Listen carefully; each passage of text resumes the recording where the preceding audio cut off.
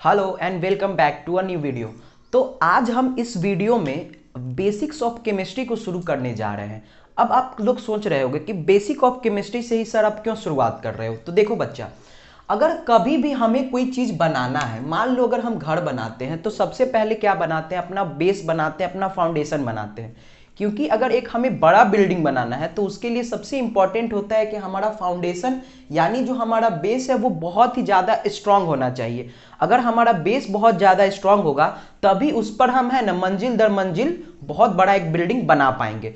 तो इसीलिए सेम उसी तरह अगर हमारा यहाँ बेसिक्स स्ट्रांग होगा तभी हम केमिस्ट्री को अच्छे से पढ़ पाएंगे। कई बार क्या होता है, बच्चे केमिस्ट्री से डर कर भागते हैं क्योंकि उनका क्या होता है ना, बेसिक्स से क्लियर नहीं होता है। जैसे कि हमें फिजिक्स पढ़ने के लिए कुछ बेसिक्स का उतना मेजर रिक्वायरमेंट नहीं होता है, लेकिन जब हम केमिस्ट्री को पढ़ते हैं ना तो कुछ बेसिक चीजें होती हैं जो हमें जानना बहुत ज्यादा जरूरी होता है, क्योंकि उससे कहीं ना कहीं हमारा क्या होता है, सारा का सारा केमिस्ट्री लिंक्ड होता है। तो मैं आज अब क्या करने जा रहा हूं, 3 4 5 जो भी एक वीडियो का सीरीज लाऊंगा ताकि जो भी वीडियो लंबा ना हो, छोटा छोटा वीडियो हो, उसके थ्रू मैं आपके सारे बेसिक्स को क्लियर करूंगा। तो आप इस पूरे सीरीज को देखना और उसको देखने के बाद आप खुद ही बताओगे कमेंट में या लाइक करके, जो जैसे भी आप बताना कि आपको ये वीडियो अच्छा लगा कि नहीं सीरीज। और देखो होता क्या है, चलो अब हम लोग शुरू करते हैं। तो देखते हैं थोड़ा, मान लो कि केमिस्ट्री केमिस्ट्री हमारा कहां से शुरू होता है, सी फॉर केमिस्ट्री। अब आप कहोगे कि देखो यहां केमिस्ट्री हमारा किससे शुरू हो रहा है, सी से पहले क्या आता है हमारा, ए और बी। क्या जब तक हम ए और बी को नहीं जानेंगे क्या सी पर हम आ सकते हैं, नहीं आ सकते। इसीलिए that's why the major reason क्या होता है कि हमें सी को पढ़ने से पहले क्या आना चाहिए, ए बी। तो इस सीरीज में हम आपको क्या करेंगे ना, ए और बी के बारे में पूरे डिटेल से बताएंगे कि ए और बी को हम कैसे अच्छे से अपना स्ट्रॉन्ग कर ले, ताकि जो सब हम केमिस्ट्री पढ़ाएं तब हमें कोई भी दिक्कत फेस ना करना। तो हम अपने बेसिक सीरीज को मैटर को समझकर शुरू करेंगे, क्योंकि मैटर को समझना इसलिए जरूरी है क्योंकि कहीं ना कहीं जो भी चीज हमारे आसपास में है वो मैटर ही है। इसलिए जब तक हम मैटर को नहीं समझेंगे चीजों को अच्छे ढंग से नहीं समझ पाएंगे। तो हमारा सबसे पहले है मैटर। तो मैटर का डेफिनेशन होता है anything that have mass and will occupy some space. ऐसा चीज जिसके पास क्या हो, कुछ मास हो यानी भार हो और वह कुछ जगह ऑक्यूपाई करता हो, जगह छेकता हो, उसी को हम लोग क्या कहते हैं, मैटर कहते हैं। अब आप यहां पर आया कि जब मैंने यहां मास बोला तो इसका हिंदी मैंने भार बोला, वजन नहीं। अब आप सोच रहे होगे कि आपने सर इसको वजन क्यों नहीं बोला। तो देखो होता क्या है, बच्चे कंफ्यूज होते हैं मास में और वेट में। हमारा जो मास होता है ना, इसका मतलब होता है हमारा भार, और जो वेट होता है ना हमारा, वेट का मतलब होता है हमारा वजन। अब आप समझो, वेट और मास दोनों दो डिफरेंट टर्म्स है। वेट जो होता है ना हमारा, सॉरी मास जो होता है हमारा, वो एक यूनिवर्सल कांस्टेंट है। यानी कि आप पूरे ब्रह्मांड में, पूरी सृष्टि में, चाहे आप अर्थ पे हो, मून पे हो, सैटर्न पे, मार्स पे, यहां वहां कहीं चले जाओ, आपका जो मास होगा ना वो यूनिवर्सल कांस्टेंट होगा। यानी ब्रह्मांड में यानी सृष्टि में हर एक जगह जो आपका मास होगा वो सेम होगा। जो आपका अर्थ पे मास होगा वही आपका कहीं और भी मास होगा। क्यों?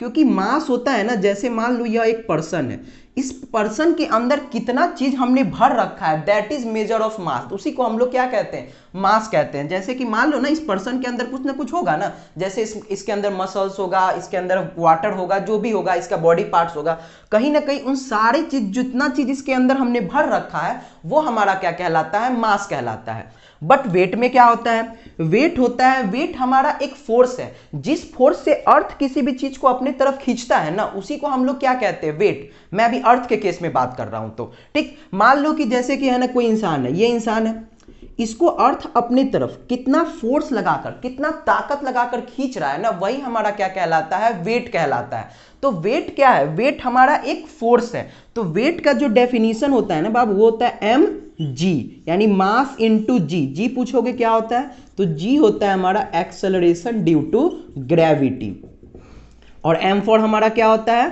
मास। ठीक है, तो देखो यहां मास सिर्फ m था, यहां वेट m इंटू जी है। क्या ये डिफरेंट है, दोनों आपको सेम दिख रहा है, नहीं। तो पक्का इसमें कुछ ना कुछ क्या होगा, अंतर होगा, कुछ ना कुछ डिफरेंस होगा। इसीलिए तो वेट का डेफिनेशन हम क्या लिख सकते हैं, the force by which earth attract a body. अभी हम सिर्फ अर्थ के केस में बात कर रहे हैं इसीलिए। तो हमारा क्या होगा, वह फोर्स जिससे अर्थ किसी भी ऑब्जेक्ट को अपनी तरफ खींच रहा है ना, वही हमारा क्या कहलाता है, वेट कहलाता है। अब अगर आप मून पे चले जाओगे तो मून जिस फोर्स से है ना उस ऑब्जेक्ट को अपनी तरफ खींच रहा है, वही क्या कहलाता है, हमारा वेट। जैसे आप देखो, अगर मैं अभी इस मार्कर को फेंकूं, ड्रॉप करूं, तो ये कहां जाएगा, ये नीचे की तरफ जाएगा। तो कहीं ना कहीं ये नीचे की तरफ जा रहा है, देख रहे हो क्यों नीचे की तरफ जा रहा है, क्योंकि हर एक ऑब्जेक्ट को अर्थ क्या होता है ना, अपनी तरफ खींचता है। जैसे छत पर से आप कुछ फेंको, कहां आएगा, नीचे की तरफ आएगा, खुद मत कूद जाना, आप लोग समझ रहे हो ना।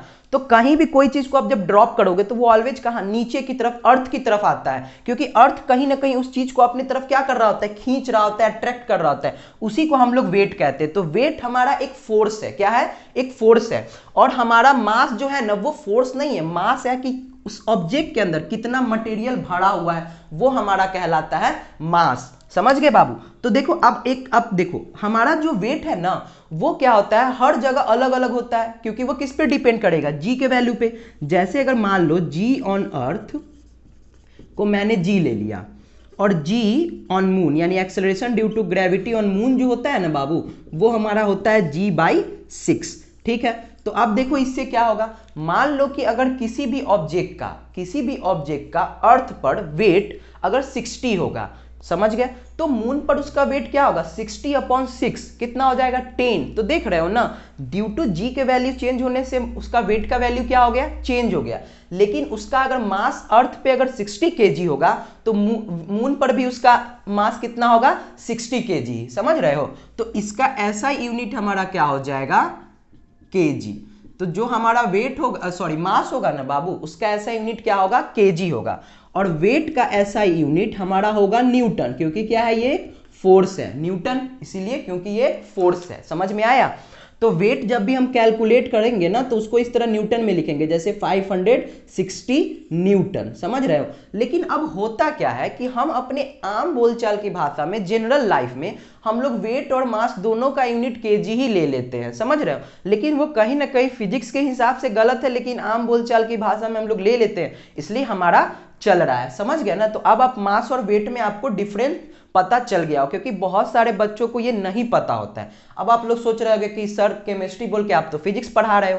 तो देखो बाबू, इसमें क्या हुआ ना, मास का कॉन्सेप्ट आया था, इसलिए मैंने सोचा कि थोड़ा बता देता हूं। चलो, तो इसके साथ एक और फन फैक्ट बता देता हूं।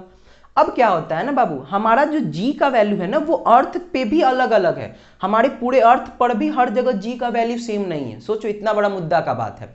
जैसे अगर आप इक्वेटर पे हो ना, तो इक्वेटर पर जी का वैल्यू क्या होगा, कम होगा। और जब आप पोल पर चले जाओगे, अंटार्कटिका वगैरह में, तो वहां जी का वैल्यू ज्यादा होगा। तो अब क्या होता था, जब हम लोग पढ़ते थे ना, तो हमारे माइंड में एक ख्याल आता था कि हम क्यों ना ऐसा करें, इक्वेटर पर से कोई चीज को खरीद लें, जैसे जस्ट लाइक सोना, क्योंकि सबसे महंगा तो हमारे धरती पर जनरली वही है। तो सोना को खरीद लें, उसको इक्वेटर पर खरीदें, और मून पर जाकर क्या कर, सॉरी पोल पर जाकर क्या करें, हम सेल कर दें, तो इससे हमको ज्यादा पैसा आ जाएगा। लेकिन अब एक बात देखो, इक्वेटर पर तो एक कंट्री है इक्वाडोर, यानी आप सोना तो खरीद लोगे, लेकिन क्या करो, पोल पे क्या है, पोल पे तो सिर्फ बड़ा बड़ा अंटार्कटिका वगैरह में, वहां कौन है, पोलर बियर है।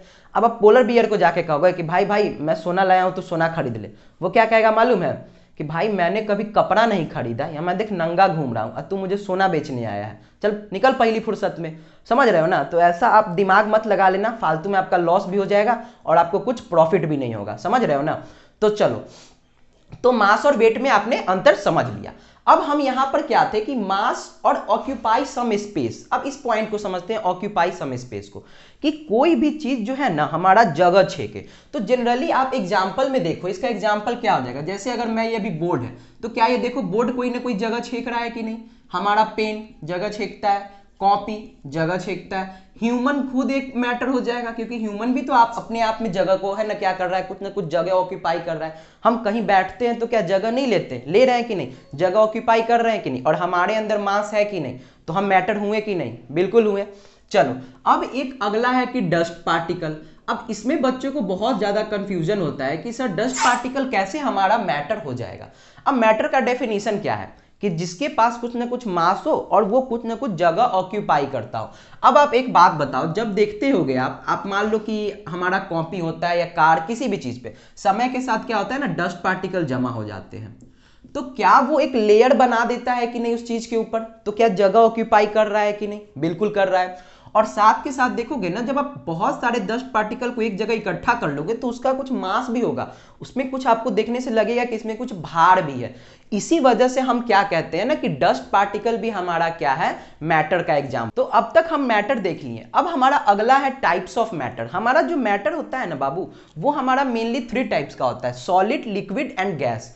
तो इसमें क्या होता है ना, हम एक स्टेट को किसी दूसरे स्टेट में कन्वर्ट कर सकते हैं। तो मैटर का जो एक स्टेट होता है ना, वो दूसरे स्टेट में क्या होता है, कन्वर्टिबल होता है। जैसे समझो अब सॉलिड, सॉलिड का एग्जांपल हमारा क्या हो जाएगा, सॉलिड का एग्जांपल हम ले लो, आइस ले लिया हमने, ठीक है। क्या अब हम आइस, और लिक्विड में क्या होगा, वाटर। तो क्या हम आइस को वाटर में कन्वर्ट कर सकते हैं कि नहीं, बिल्कुल कर सकते हैं। अगर हम आइस को मेल्ट करेंगे तो वो क्या बन जाएगा, वाटर बन जाएगा।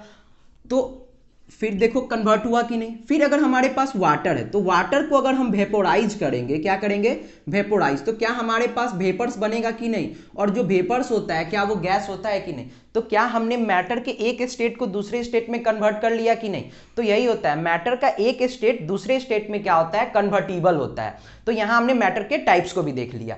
अब हमारा अगला है कि हमने देखा कि मैटर तो है, लेकिन क्या हुआ ना, साइंटिस्ट लोग, हमें क्या हुआ कि मैटर भी किसी न किसी चीज से तो बना होगा। मैटर भी तो किसी न किसी चीज से बना होगा। मैटर तो एक बड़ा सा हिस्सा है, उसका छोटा छोटे पार्ट को हम क्या कहेंगे। तो वहां पर साइंटिस्ट लोगों ने बताया कि मैटर जो है ना हमारा, is made up of smallest particle known as atom.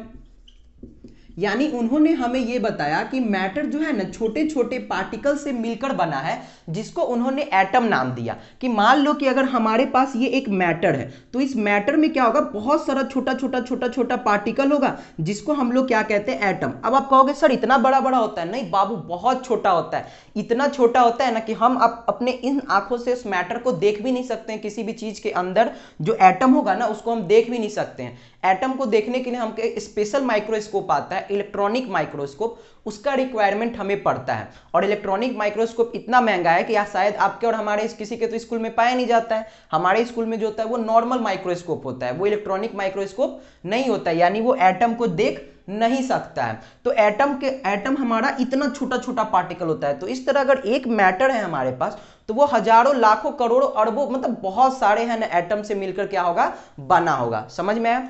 फिर क्या हुआ ना, जब साइंटिस्ट लोग स्टडी कर रहे थे तो उनको लगता क्या था कि एटम जो है ना वही हमारा सबसे छोटा पार्टिकल है, क्योंकि एटम का हिंदी क्या होता है, परमाणु।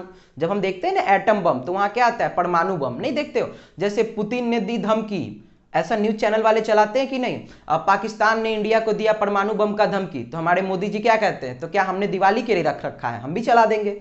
तो समझ रहे हो। तो इस तरह क्या होता है ना, परमाणु जो होता है, हमें क्या लगता था पहले यही सबसे छोटा पार्टिकल है, कि इससे छोटा कुछ हमारे पास है ही नहीं।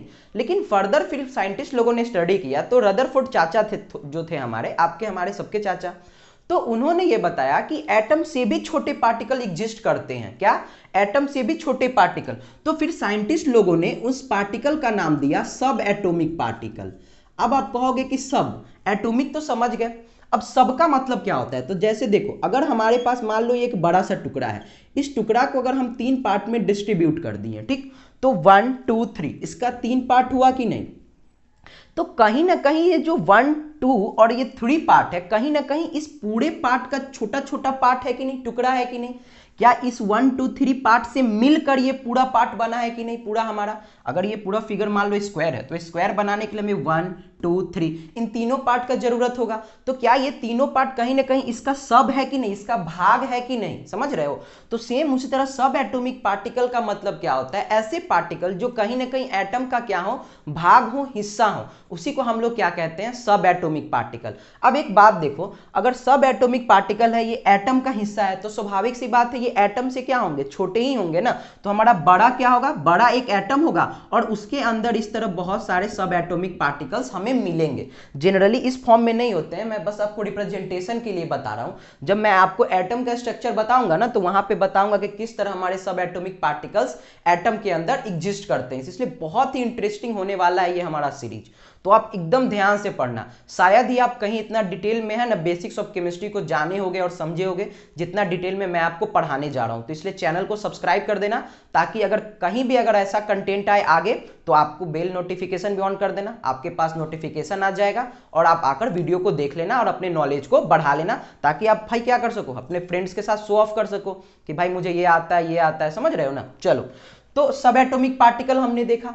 तो हमारा जो सब एटॉमिक पार्टिकल होता है ना मेनली वो हमारा तीन होता है। एक होता है हमारा इलेक्ट्रॉन, फिर होता है हमारा proton, and the last one हमारा जो होता है वो होता है बाबू न्यूट्रॉन।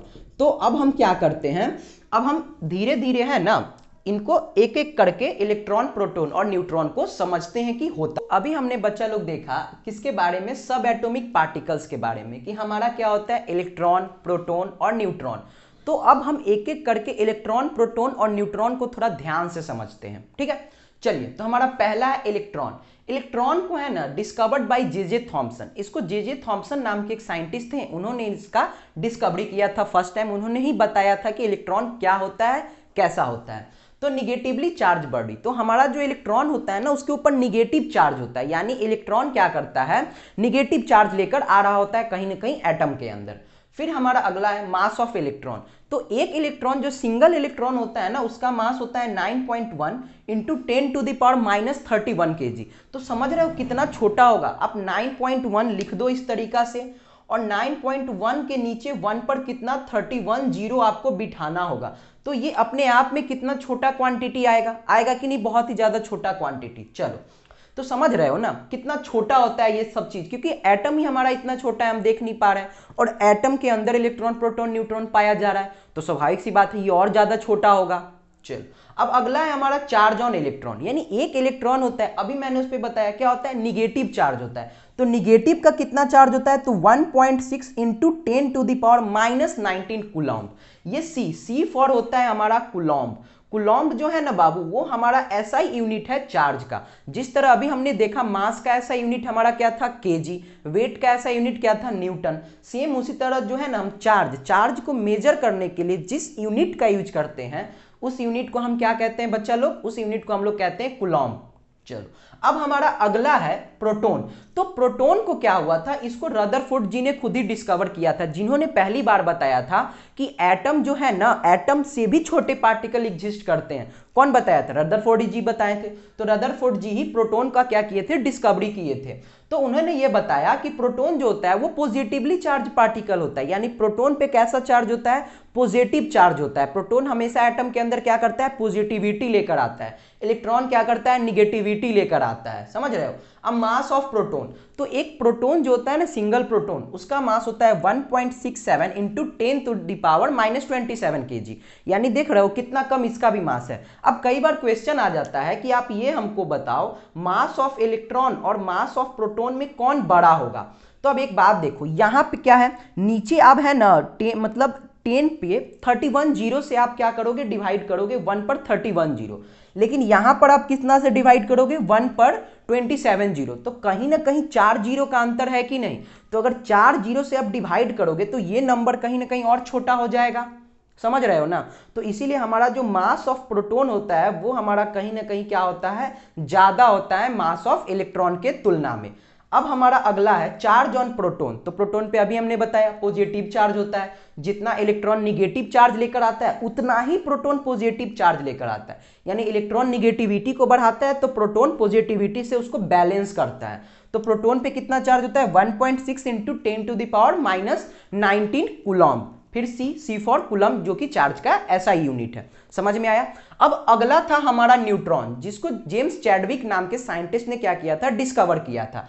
तो ये क्या होता है, ये न्यूट्रल बॉडी होता है। ये कहता है भैया इलेक्ट्रॉन और प्रोटॉन तुम लड़ो, कटो, पीटो, मरो, हमको इससे कुछ लेना देना नहीं है, हम तो भैया न्यूट्रल रहेंगे, हम सीधा साधा इंसान है, हमें क्या हो रहा है नहीं हो रहा है उससे कुछ लेना देना नहीं है। या जैसे हम लोग बाइक चलाते हैं, तो बाइक चलाते हैं तो उसमें हम लोग गियर लगाते हैं, और गियर को न्यूट्रलाइज करने के लिए हम क्या करते हैं, एक न्यूट्रल होता है कि नहीं, लगाते हैं। सेम उसी तरह इसका काम क्या होता है ना, एटम के अंदर इलेक्ट्रॉन, प्रोटॉन, न्यूट्रॉन होते हैं, तो एटम को क्या करना, न्यूट्रल बनाकर रखने के लिए इनका काम होता है। क्योंकि ये और ये क्या होते हैं, इलेक्ट्रॉन और प्रोटॉन आपस में लड़ रहे होते हैं, तो न्यूट्रॉन कहता है ठीक है तुम लड़ो, कटो, पीटो, मरो, हमको उससे कुछ लेना देना नहीं है। तो हमारा इलेक्ट्रॉन क्या आता है, कहता है कि ठीक है भैया मैं कोई चार्ज ही कैरी नहीं करूंगा। तो न्यूट्रॉन कहता है मैं कोई चार्ज ही कैरी नहीं करूंगा। तो न्यूट्रॉन पे हमारा क्या होता है, कोई भी चार्ज नहीं होता है। अब न्यूट्रॉन का मास क्या होता है, तो हमारा न्यूट्रॉन का मास होता है 1.67 इंटू 10⁻⁻27 kg, जो कि हमारे प्रोटॉन के मास के बराबर ही होता है। अब अगला है हमारा चार्ज और न्यूट्रॉन। तो मैंने पहले ही बोला न्यूट्रॉन कोई चार्ज ही कैरी नहीं करता है, तो न्यूट्रॉन पे चार्ज क्या होगा, 0 होगा। तो इसके थ्रू मैंने अभी क्या हुआ बच्चा लोग, हम लोग मैटर से शुरू किए, मैटर फिर हमारा एटम से बनता है, हम एटम तक पहुंचे, फिर हमें पता चला कि एटम से भी छोटे पार्टिकल हैं जिसको हमने सब एटॉमिक पार्टिकल का नाम दिया, फिर हम लोग सब एटॉमिक पार्टिकल तक पहुंचे। तो इस तरह कहीं ना कहीं हम लोग क्या कर रहे हैं, धीरे धीरे अपना बेस बना रहे हैं। और अगले दिन हम लोग क्या करेंगे, नेक्स्ट वीडियो में हम एटम के स्ट्रक्चर को पढ़ेंगे। जब आप एटम के स्ट्रक्चर को पढ़ोगे ना तो आपको और ज्यादा क्लैरिटी आएगा कि कैसे हमारा है ना कोई भी चीज बन रहा है, समझ रहे हो।